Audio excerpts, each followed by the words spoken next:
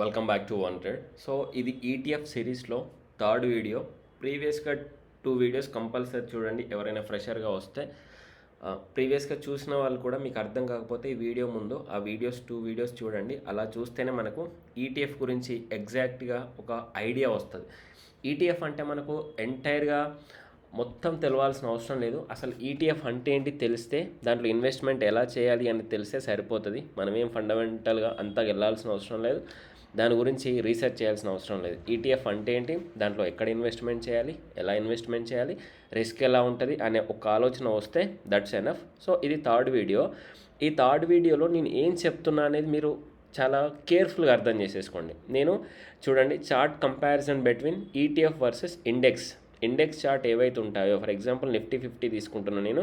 మీరు ఆ తర్వాత మీకు బ్యాంక్ నిఫ్టీ కూడా కావాలి అంటే నాకు ఒకసారి కామెంట్ సెక్షన్లో మెన్షన్ చేయండి, ఆ వీడియో కూడా చెప్తా. ఈరోజు మాత్రం నిఫ్టీ 50 వర్సెస్ నిఫ్టీ బీస్ ఈ రెండింటి మధ్య మాత్రమే కంపారిజన్ చేస్తున్నా. నెక్స్ట్ వీడియోస్లో ఎన్నెన్ని ఈటీఎఫ్లు ఉంటాయి అవన్నీ ఒక లిస్ట్గా ప్రిపేర్ చేసి ఒక వీడియో చేస్తా.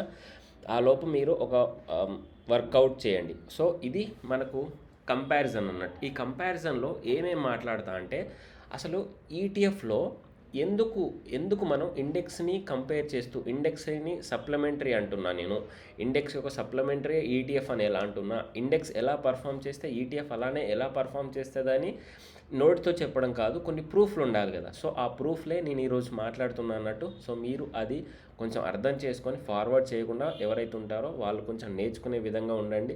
సో మీరు షేర్ చేస్తారా వీడియోని ఎవరికైనా మీకు ఫ్రెండ్స్కి తెలిసిన వాళ్ళకి అని నేను అడగను. బేసికల్గా మీకు ఇంట్రెస్ట్ ఉంటే చేయొచ్చు, లేకపోతే లైట్ తీసుకోండి. ఒక్కరో ఇద్దరు నేర్చుకున్నా కూడా చాలా బెటర్ అని నేను ఫీల్ అవుతా. So before going to that, one quotation, head. So బేసికల్గా ఇక్కడ మనకు కాయిన్ తీసుకుంటే ఏముంటుంది, ఒక కాయిన్లో హెడ్ అండ్ టేల్ రెండు ఉంటాయి కదా. సో హెడ్ టేల్ ఏది పడ్డా మనం లాస్ అవ్వకూడదు. సో ఇక్కడ పాయింట్ అదే, ఏది పడ్డా మనం లాస్ అవ్వకూడదు. దానికి related quotation, head means I win, okay, tail means I don't lose money. So అర్థమైంది కదా. హెడ్ అంటే నేను విన్ అవుతా, టేల్ అంటే నా మనీని నేను పోగొట్టుకోలేను. అర్థమైంది. అంటే పోగొట్టుకోలేను అంటే ఇక్కడ రిస్క్ రివార్డ్ అని మెయింటైన్ చేస్తున్నాము అని. ఓకే, సక్సెస్ అయితే ఓకే, సక్సెస్ కాకపోయినా మన ఏదైతే సమ్ ఉంటుందో దాన్ని కోల్పోకూడదు అని కొటేషన్ యొక్క మీనింగ్ అన్నట్టు. ఓకే, మన ఇప్పటి నుంచి ప్రతి వీడియోలో ఏదో ఒక quotation that related to our stock market, ఆ కొటేషన్స్ పెడతా ఉంటా. మనం దాని గురించి కూడా ఒక జస్ట్ ఫ్యూ సెకండ్స్ మాట్లాడుకుందాం. సో ఇక్కడ ఇప్పుడు వస్తే let's compare the performance of Nifty 50 with Nifty బీస్. ఓకే, నిపాన్ ఇండియా ఈటీఎఫ్ అన్నట్టు. సో నేను నిపాన్ ఎందుకు తీసుకుంటా అనేది లాస్ట్ వీడియోలో చెప్పే కదా. నీకు కొంచెం ఎక్కువ వాల్యూమ్ చూస్తూ ఉంటా వీటిలలో, ఈ ఈటీఎఫ్లలో వాల్యూమ్ ఎక్కువ ఉంటుంది అన్నట్టు. వాల్యూమ్ ఎక్కువ ఉన్న ఈటీఎఫ్లు మాత్రమే తీసేసుకోండి, ఎందుకంటే వాల్యూమ్ తక్కువ ఉన్న వాటిలలో పర్ఫార్మెన్స్ అంతగా ఉండకపోవచ్చు, మీరు అర్థం చేసేసుకోవాలి. Okay, which is one of the most popular ETF that tracks the Nifty index. So అన్ని ఈటీఎఫ్లు, ప్రతి బ్యాంక్ వాళ్ళకు కూడా ఈటీఎఫ్లు ఉంటాయి, ప్రతి బ్రోకర్కి కూడా ఈటీఎఫ్లు ఉంటాయి. ఓకే, కానీ ఇది మోస్ట్ ఫేమస్ ఏంటంటే నిపాన్ వాళ్ళ ఈటీఎఫ్లు మోస్ట్ ఫేమస్ ఉంటాయి అన్నట్టు. సో అవేముంటాయి, నిఫ్టీ బీస్, బ్యాంక్ బీస్. సో నెక్స్ట్ వీడియోలో మీకు కావాలి అని మెన్షన్ చేస్తే నేను వాటి గురించి క్లియర్ ఎక్స్ప్లెయిన్ చేస్తాను, ఒకసారి నాకు మెన్షన్ చేయండి. ఐటీబీస్. సో ఇలా బీస్లని రిలేటెడ్వి నిపాన్ వాళ్ళే అన్నట్టు. We will analyze the returns, expenses and other characteristics along with illustrate charts to visualize the differences. Okay, so ఈ రోజు మన వీడియోలో మనం ఇవి మాట్లాడుకుంటాను. ఇక్కడ ఓవర్వ్యూ ఆఫ్ నిఫ్టీ బీస్ గురించి మనం ఒకసారి మాట్లాడితే, సో ఇది నిపాన్ వాళ్ళదని మనకు ఆల్రెడీ తెలిసింది. Exchange traded fund, object to provide investment returns that before expenses closely correspond to the total return of the Nifty 50 index. So Nifty 50 index ఎలా అయితే ఉంటుందో దాని యొక్క సేమ్ ఉంటుంది ఇది.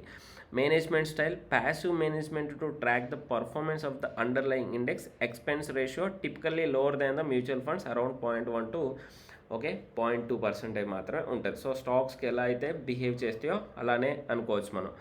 ఇక్కడ చూడండి. సో నువ్వు చెప్పేది నేను ఎందుకు నమ్మాలి? సో నిఫ్టీని ఎలా రిప్రజెంట్ చేస్తుంది, నాకు ఏదైనా ప్రూఫ్ చూపెట్టమంటే నేను ఈ ప్రూఫ్ చూపిస్తున్నా. So annual returns data. So the following is a representation of hypothetical annual return for the Nifty 50 index and the Nifty బీస్ over the last 10 years 2013 to 22, 13 నుంచి 22 వరకు నిఫ్టీ బీస్కి మరియు నిఫ్టీ ఇండెక్స్కి ఈ రెండింటి మధ్య రిటర్న్స్ చూస్తున్నాం మనం. ఓకే, ఇవి. సో ఇక్కడ చూడండి, ఇదంతా నిఫ్టీ 50 ఇండెక్స్, ఇది నిఫ్టీ బీస్ ఈటీఎఫ్. ఎక్కడి నుంచి చూద్దాం, 2013 నుంచి వస్తే చూడండి, ఇది 6.88% రిటర్న్స్ ఇస్తే 6.70. ఇది 2014లో 31.39 ఇస్తే 31, 15లో -4.06 ఇస్తే -4.10, 16లో 3.01, 3.05, 17లో 28, చూడండి 28.65% రిటర్న్స్ ఇచ్చేసింది. అంటే ఇక్కడ బుక్ చేసుకున్న వాళ్ళను బుక్ చేసుకోవచ్చు అన్నట్టు. సో ఇది నేను నెక్స్ట్ మన వీడియోస్ ఉన్నాయి కదా, సో ఎక్కడ బుక్ చేసుకోవాలి, ఎక్కడ ఎంటర్ అవ్వాలి అనే వాటి గురించి కూడా మనం మాట్లాడుకుందాం. 1 by 1 స్టెప్ బై స్టెప్ వెళ్తే ఏంటంటే మనకు ఇంట్రెస్ట్ క్రియేట్ అవుద్ది, కొంచెం ప్రాపర్గా అర్థమవుతుంది. 2018లో 3.15, 3.10, 19లో 11.93, 12. సో ఇక్కడ చూడండి 11.93, 12. దీనికంటే నిఫ్టీ 50 కంటే ఎక్కువ రిటర్న్ ఇచ్చేసింది. నిఫ్టీ బీసే ఎక్కువ రిటర్న్ ఇచ్చింది చూడండి.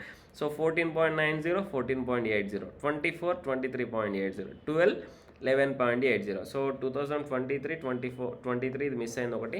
కానీ ఇప్పుడు మీకు క్లారిటీ వచ్చింది కదా, నిఫ్టీ 50 ఏ విధంగా అయితే పర్ఫామ్ చేస్తుందో అదే విధంగా ఇక్కడ పాజిటివ్ ఉంటే పాజిటివ్, ఇక్కడ చూడండి నెగిటివ్ ఉంటే నెగిటివ్. అందుకే దీని యొక్క డూప్లికేట్ అని నేను కాల్ చేస్తున్నా, దీని ఒక రిప్లికా అని చేస్తున్నా. Mirror image of index is nothing but ETF.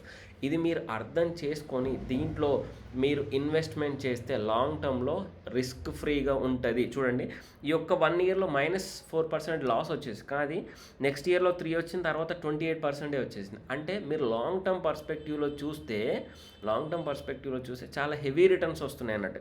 ఇక్కడ చూడండి 31.39, 31. ఓకే, సో ఇలా మీకు చార్ట్ వైజ్గా కూడా చూపిస్తా. అంటే మీకు ఒక పర్సంటేజ్ వైజ్ క్లారిటీ అయితే వచ్చేసింది కదా, ఎంత పర్సంటేజ్ అయితే ఇండెక్స్ పర్ఫామ్ చేస్తుందో ఆల్మోస్ట్ అంతే పర్సంటేజ్ నిఫ్టీ బీస్ కూడా పర్ఫామ్ చేస్తుంది. ఇది మీరు గుర్తుపెట్టుకోవాల్సిన పాయింట్. ఇక్కడికి వస్తే నేను ఫస్ట్ నిఫ్టీ చార్ట్ చూపిస్తున్నా. 2008 నుంచి, ఫర్ ఎగ్జాంపుల్ 2008 నుంచే స్టార్ట్ అయింది అనుకోండి నిఫ్టీ ఇండెక్స్. సో ఇక్కడ ఫస్ట్ డౌన్ అయింది, తర్వాత కొంచెం స్టేబుల్ అయింది, తర్వాత ఇంకొంచెం ఈ ఏరియా చూడండి దాదాపు 2009 నుంచి 2014 వరకు కన్సోలిడేషన్లో ఉంది మార్కెట్. ఫస్ట్ ఇది చూడండి, నేను 2 చూపిస్తా. తర్వాత బ్రేక్అవుట్ అయి పైకి వెళ్ళింది, తర్వాత డౌన్ వచ్చేసింది, మళ్ళీ ఇక్కడ కన్సోలిడేషన్ ఇన్ యాంగిల్ అంటే అప్ ట్రెండ్ అనుకోండి ఇది. సో ఇది అప్ ట్రెండ్లో తర్వాత ఇక్కడ కరోనా వచ్చేసింది, కరోనా నుంచి మళ్ళీ అప్ ట్రెండ్, మళ్ళీ కొంచెం కన్సోలిడేషన్, చూడండి ఆల్ టైమ్ హై. ఇప్పుడు ఇది గుర్తుపెట్టుకోండి, ఇది Nifty 50 index. Consolidation, up trend, corona టైంలో మూమెంట్ డౌను, మళ్ళీ అప్ ట్రెండ్, కన్సోలిడేషన్, మళ్ళీ అప్ ట్రెండ్. ఇక్కడ చూడండి సేమ్. ఇది నిఫ్టీ బీస్ చూడండి. సో ఇక్కడ 2008 నుంచి చూసాం కదా, 2008 నుంచి 2000 ఇక్కడ డౌన్ అయిపోయి ఈ కన్సోలిడేషన్ గుర్తుందా, అక్కడ కన్సోలిడేషన్, ఇక్కడ కన్సోలిడేషన్. మళ్ళీ ఒకసారి చెప్తా. సో ఆ తర్వాత ఒక అప్ ట్రెండ్, తర్వాత ఈ అప్ ట్రెండ్ కంటిన్యూ, తర్వాత కరోనా తర్వాత కంటిన్యూస్గా పెరిగింది, ఇలా పెరిగేసింది అంటే అప్ ట్రెండ్. ఇప్పుడు ఈ 2 పక్కన పెట్టి చూడండి, ఈ 2 పక్కన పెట్టి చూస్తే మీకు ఏదైనా డిఫరెన్స్ కనిపిస్తుందా? Did you find any difference? లేదు కదా. సో ఇది అయితే ఇండెక్స్ ఎలా అయితే పెరిగిందో ఇది కూడా అలానే పెరిగింది. సేమ్ ఇండెక్స్ ఎలా పెరిగితే ఈటీఎఫ్ నిఫ్టీ బీస్ ఈటీఎఫ్ అలానే పెరిగింది. మీకు బ్యాంక్ బీస్ కూడా వీడియో చేయమంటే నేను చేస్తా. సో ఇది నిఫ్టీ బీస్ ఎలా అయితే పెరిగిందో నిఫ్టీ ఇండెక్స్ ఎలా అయితే పెరిగిందో నిఫ్టీ బీస్ కూడా అలానే పెరిగింది. అందుకే రిస్క్ ఫ్రీ అనేది, ఎందుకు రిస్క్ ఫ్రీ అని చెప్తున్నా అంటే ఇది అన్నట్టు 99% రిస్క్ ఫ్రీయే, కానీ 1% ఎందుకు, ఇది కూడా 100% చెప్పవచ్చు. కానీ ఒకవేళ ఇలాంటి కరోనా టైంలో కానీ సో ఇలాంటప్పుడు ఏంటంటే మార్కెట్ కుప్పకూలిపోతే బీసులు కూడా కుప్పకూలిపోతాయి. సో మార్కెట్ మీన్స్ అన్ని స్టాక్స్ కుప్పకూలిపోతాయి. ఎట్లా పెద్ద డిసిషన్స్ వచ్చినప్పుడు, పెద్ద ఇష్యూస్ వచ్చినప్పుడు ఆ విధంగా ఈ 1% రిస్క్ తీసుకుంటాం. కానీ రిమైనింగ్ ఆల్మోస్ట్ సేమ్ ఉంటుంది. చూడండి ఇక్కడ ఆల్మోస్ట్ ఒక 30 to 40 రూపీస్ అనుకోండి, ఇక్కడ నుంచి 280 రూపీస్ రూపీస్ వరకు వెళ్ళిపోయింది అన్నట్టు ప్రైస్. మధ్యలో కరోనా టైంలో కూడా ఒక 80 ఉండే, 280 వరకు వెళ్ళిపోయింది. సో మల్టీ బ్యాగర్ రిటర్న్స్ ఈటీఎఫ్లే ఇస్తున్నాయి. మల్టీ బ్యాగర్ రిటర్న్స్ స్టాక్స్ కూడా సంబంధం లేదు. స్టాక్స్లో ఇన్వెస్ట్మెంట్ చేయాల్సిన అవసరం కూడా లేదు. ఈటీఎఫ్లో కూడా మనకు మల్టీ బ్యాగర్ రిటర్న్స్ ఇస్తుంది. ఆ తర్వాత ఇది కూడా చూడండి, అసలు ఎంత పర్సెంటేజ్ వచ్చేసింది చూడండి రెండింటి మధ్య. ఇది నిఫ్టీ బీస్, ఇది నిఫ్టీ. ఇక్కడ ఆల్ టైమ్ హై పెడితే 2422%, ఇక్కడ 2628%. అంటే నిఫ్టీ 2628% ఇస్తే నిఫ్టీ బీస్ 2422% రిటర్న్ ఇచ్చింది. చూసారు కదా, అంటే ఆల్మోస్ట్ ఈక్వల్. ఇది ఏం జరిగితే ఇది అదే జరుగుతుంది అన్నట్టు. సో మీకు క్లారిటీ వచ్చింది కదా. నేను ఈటీఎఫ్లను ఎందుకు నమ్ముకోవాలి, ఈటీఎఫ్లు ఎందుకు రిస్క్ ఫ్రీ అని అర్థం చేసుకోవాలి అనేది ఈ వీడియోతో మీకు ఫుల్ క్లారిటీ వచ్చిందని నేను అనుకుంటున్నా. ఎవరైతే కొత్తగా వస్తున్నారో, సో మన వీడియోస్ మీకు సింపుల్గా ఉంటాయి, సింపుల్గా అర్థమవుతూ ఉంటాయి. మీ ఫ్రెండ్స్లో ఎవరైనా ఉంటే వాళ్ళకు కూడా ఫార్వర్డ్ చేయండి, మనతో పాటు వాళ్ళు నేర్చుకుంటారు. సో ఇది మన కంప్లీట్గా వీడియో. సో కీ అబ్జర్వేషన్స్ అనేవి overall performance, consistency, risk and volatility, cost efficiency. So ఇది మనకు అవసరం లేదు ఇంకా. సో మీకు ఒకసారి చూడాలనుకుంటే ఒకసారి స్టాప్ చేసి చూడండి. సో ఇది మన వీడియో. మీకు కనుక మన వీడియో నచ్చితే ఓకే. So thank you. జై హింద్.